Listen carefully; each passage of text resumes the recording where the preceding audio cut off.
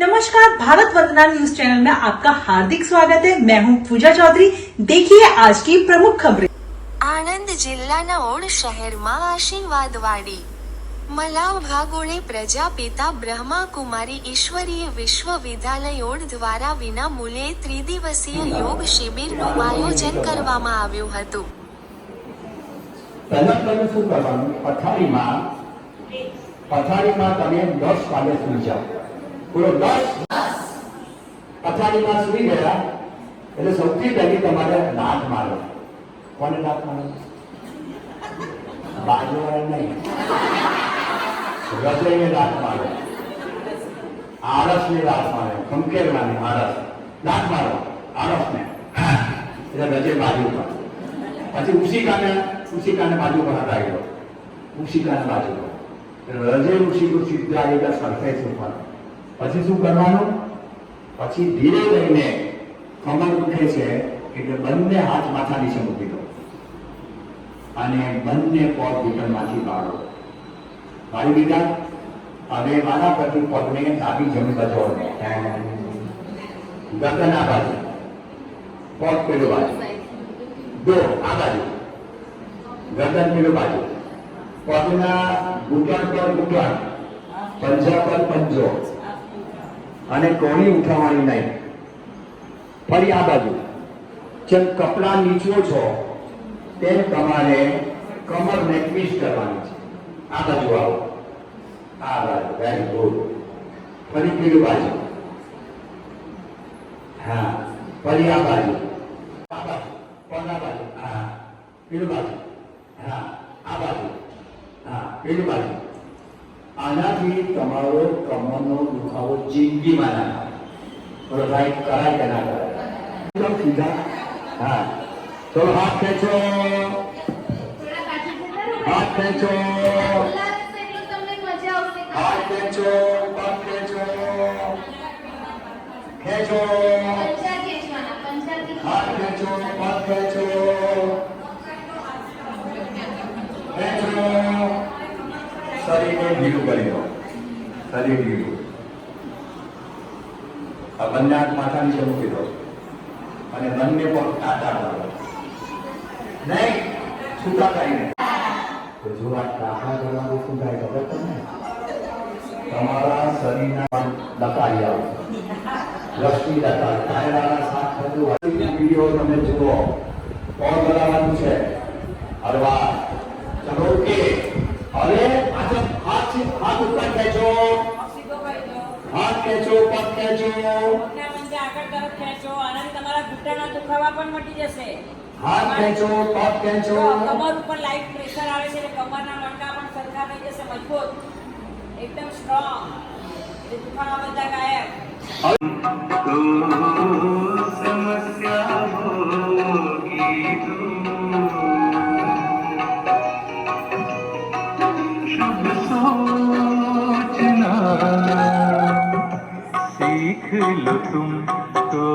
ગીતના શબ્દોને બરાબર ધ્યાનથી સાંભળો.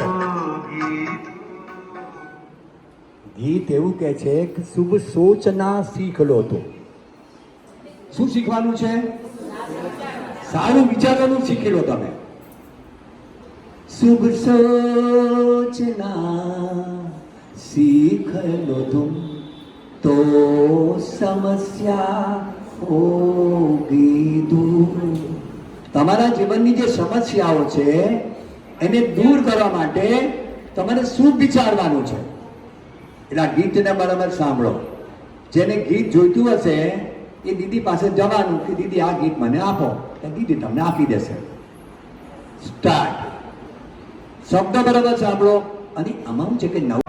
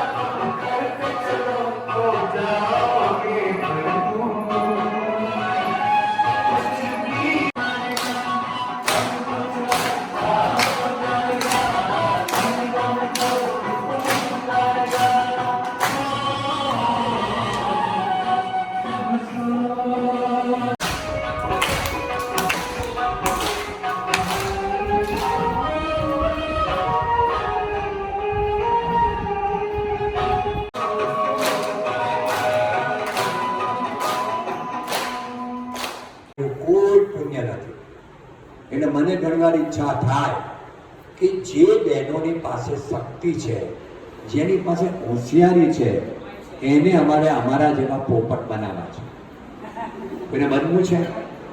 નૈનાબેન જેવા તૈયાર થઈ ગયા એવી અમારે 10-15 બહેનો તૈયાર કરવા. અને તમે બીજું કાંઈ નહીં, તમારી આજુબાજુના ગામડામાં જઈને તમે વાતો કરો અને લોકોની દુઆ લો. દુઆ અને દવા એ સાથે આવે છે.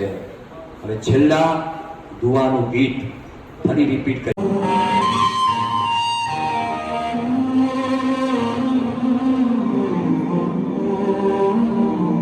दिल से दुआएं देते चलो, दिल से दुआएं देते चलो, कोई न दे तो भी तुम देते चलो,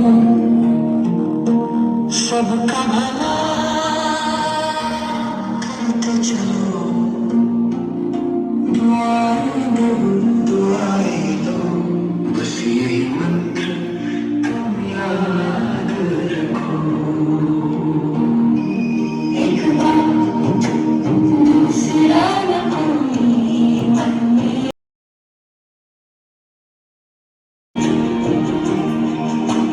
हिम्मत ना बने कदम आगे बढ़ाते चलो.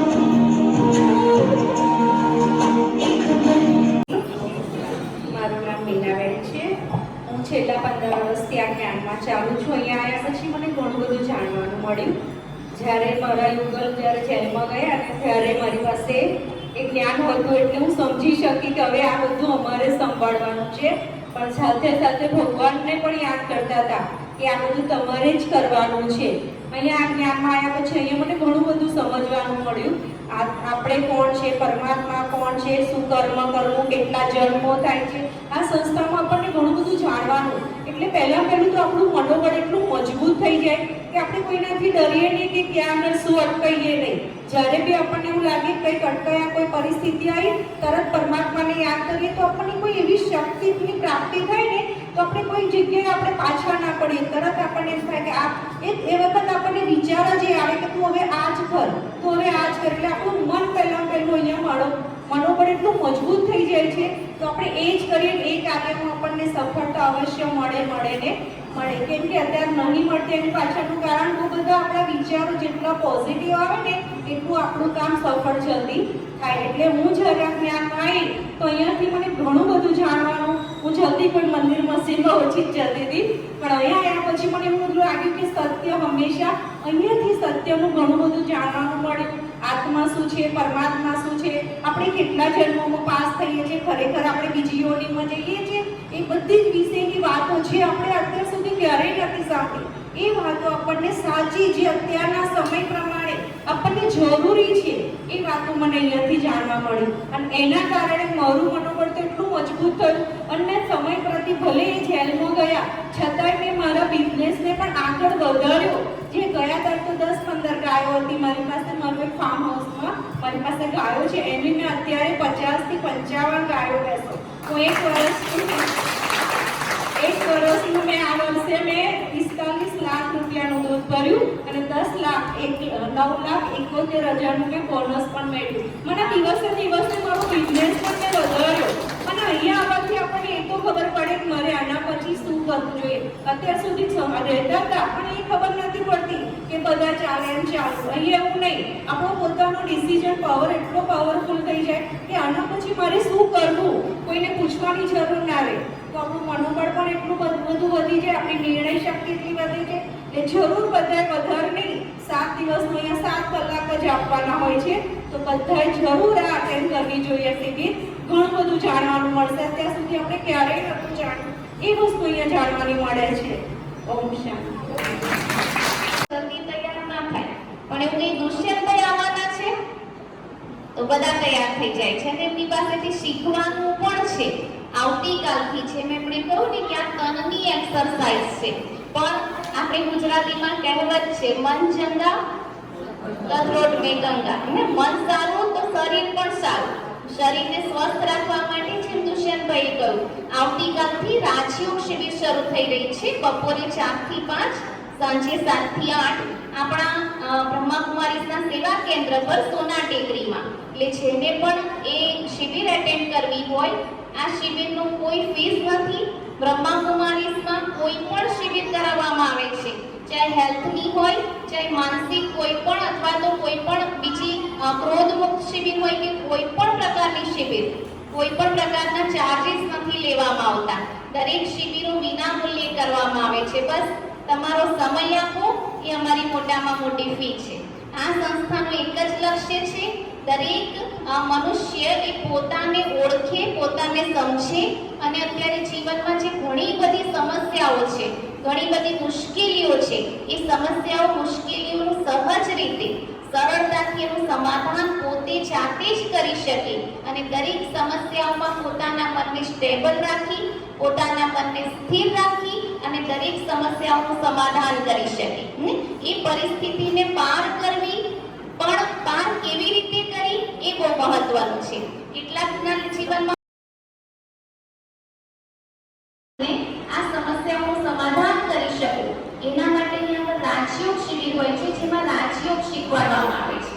આ જે શીખવાડ્યું છે અષ્ટાંગ યોગના બધી વાતો છે, વટયોગની વાતો, જેનાથી શરીર સ્વસ્થ રહે, પણ આ શરીરને પણ સ્વસ્થ રાખીએ અને સાથે સાથે મનને પણ સ્વસ્થ રાખીએ એના માટે રાજયોગ છે કે જેને પણ એટેન્ડ કરવી હોય કાલે બપોરે 4 થી 5 અને સાંજે 7 થી 8 બંને ટાઈમ છે. જે ટાઈમ અનુકૂળ પડે એ ટાઈમ તમે આવી શકો છો. આપ સૌ અહીંયા આગળ આવ્યા, પોતાના માટે થઈને પણ અને પોતાના માટે તમે આટલો સમય કાઢ્યો એ બદલ આપ સૌનો પણ